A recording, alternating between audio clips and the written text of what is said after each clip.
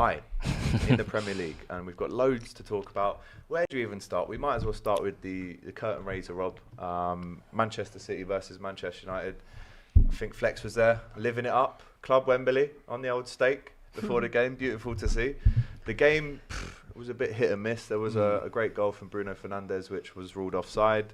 And then obviously the finish from Garnacho and Silva. Very entertaining last 10 minutes of the game. City win on penalties. You saw Onana giving it. That was foolish. Again. That was foolish. I think he still thinks it's pre-season. What did you make of it? He did that when we played Man United over in America. We beat them, and then they had a penalty shootout at the end. Just like some foolishness. It's a bit of fun. And he was doing all that as well. Onana, pointing to that side. And I mean, they did actually win that shootout, but he's doing all that stuff. Bro, concentrate on just your goalkeeping. I get it if you're doing it to a centre-back. That's where Haaland put it as well. Because if you do it to a centre-back... Well, he did it to Gabriel. And Gabriel scored and just steered him out. But at least with a centre-back, it's like, you're not used to taking penalties, so it might put you off. It might against Kepa. Yeah. But Haaland, like a gunman, and then he puts it on the same side he's standing. It's pure embarrassing. Yeah. And I think that messed up his momentum for the rest of the shootout as well. Yeah. United, they played okay in the game. I don't know. It's hard to judge those games, isn't it? We won. We beat City on penalties actually last season. It didn't I think mean they've we lost won three in a row, apart from that. Yeah. So maybe the fact that they've won it may mean that they don't do as well in the league. You never know, you know what I mean? But I thought United did all right because I have to admit, when I saw United playing against us pre-season, I wasn't very impressed. I was like, it's still the same counter-attacking style that we saw last year. And when I was watching the game, the start of the game, it was similar to start off with. That United were just looking to counter-attack. But then after that, they grew into the game. I thought they played all right, United. They played all right. And probably a little bit unlucky not to win it in the full 90. But it's a friendly, isn't it? You know what I mean?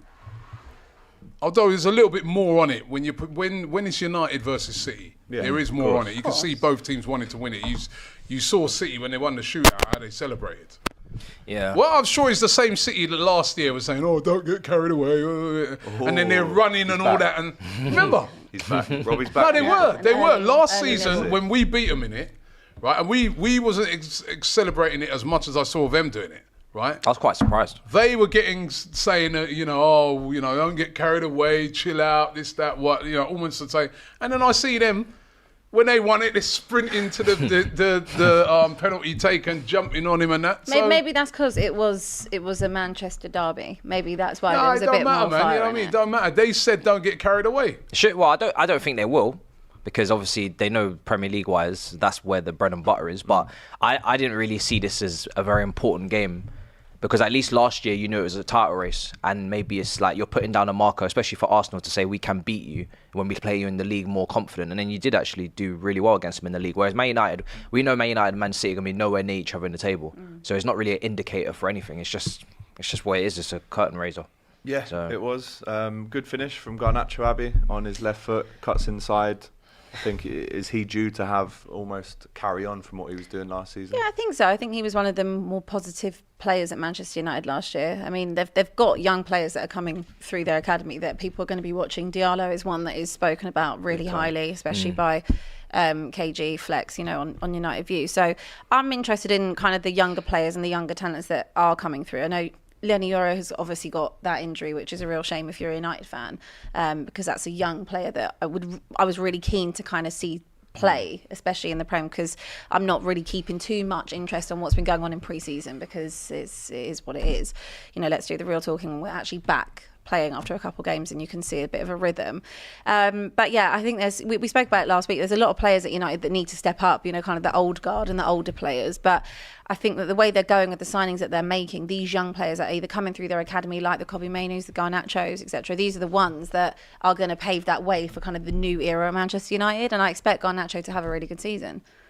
Interesting to see both of the lineups. United obviously carrying a few injuries that game, knowing and is more confident of their playing style, more confident of the way they're going to set up this season. Oh, City know what they're doing. Yeah, City know what they're doing. It's the same. I mean, it's not the same every year, but they'll tweak it as the season goes on. I don't know if they're going to get a backup to Haaland, because if they don't, then they're going to have to play maybe Foden, or people have spoken about Bernardo in the false line. Obviously, he got the goal with the header, and that's going to change massively how they approach games. But we know Pep can tinker. We've heard reports of Calvin Phillips maybe playing as a centre back or right back invert this season, and he'll just think of something. Do you know what I mean? But I do feel like City will potentially, if they don't do something in the market, leave a bit too much on the table, and they'll leave Arsenal a little bit too much room to sneak in there and take the crown off them. So I do hope that they do something with that striker position, because I think they're taking a bit too much of a gamble now. Just a little bit. It's you're going for the 5 in a row. Like, that's ridiculous. That's unheard of. So is it difficult convincing a striker who is obviously in his own right doing well for his own team to say, come and be the number 2? You've seen Dzeko left when Aguero was there. Even when Aguero was still there, Jesus had to leave. Alvarez has now had to leave. And I respect it, because they're saying, look, I don't want to be a number 2, I want to be the main man. But is it difficult, Robbie, to actually say to someone, we want you, but you are going to sit on the bench most of the time? Yeah, I think the difficulty City have got, right, is they've won so much. So if you're a player and you are sort of second fiddle like Alvarez is, you've done it all with City. What more can he do? He's won everything with City, right? So he's Same now with looking Jesus. at... Well, apart from the Champions League. So now they start to look at it and think, well, I want to go now and be number 1, because I was content to be in number 2 when we were winning all these things and I was contributing to it. But now I've won it all. So now, I can look back on my career and say I've won the Champions League, won the league, World Cup, won this. Yeah, so now I want to be number 1 somewhere. I can take a gamble. I can go somewhere. And I think that's what Alvarez, that's how he's looking on it. I think had he been, say he was at Arsenal and he hadn't won anything, he wouldn't probably want to leave.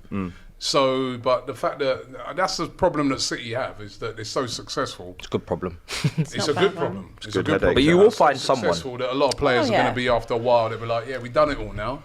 Time to move on. It was kind of similar, I was going to say, with Kane, because you knew that whoever was going to come to Tottenham was always going to be second fiddle in terms of a striker. Yeah, hold on. Out and out. He ain't won none. No, I know, but I'm saying as a striker. That's why he stayed there. As an out and out striker in that position, you know that Harry Kane was going to start week in, week out. But, Haaland had patches last year where he was injured for various periods of time. So Julian Alvarez got his moment, and he got was good minutes last year. Absolutely, and he was more than capable of stepping up to that level, and that's why the transfer fee is as big as it is, and probably deservedly so, if that all seems to go through, depending on what's going on at your place. And we'll get onto that. But I still think that if you're going to be part of a team, it's a team game, and if you go to Man City, I wouldn't turn down going to Man City, to be number 2, because you will get chances, whether that's in Europe, in the cups, whatever. Like, there will be your moment to come on. Yeah. I'm actually worried about who they might sign, because to me, Pep Guardiola, who could it be? Listen, he would have made a plan that Alvarez going, and also they're making a massive profit on. They paid 14 million for Alvarez. Crazy. Yeah. And now they're getting selling him like for nearly 81. 80 million. Yeah. Right. So that's a huge profit. They can go out there and they can go and get practically who they want now.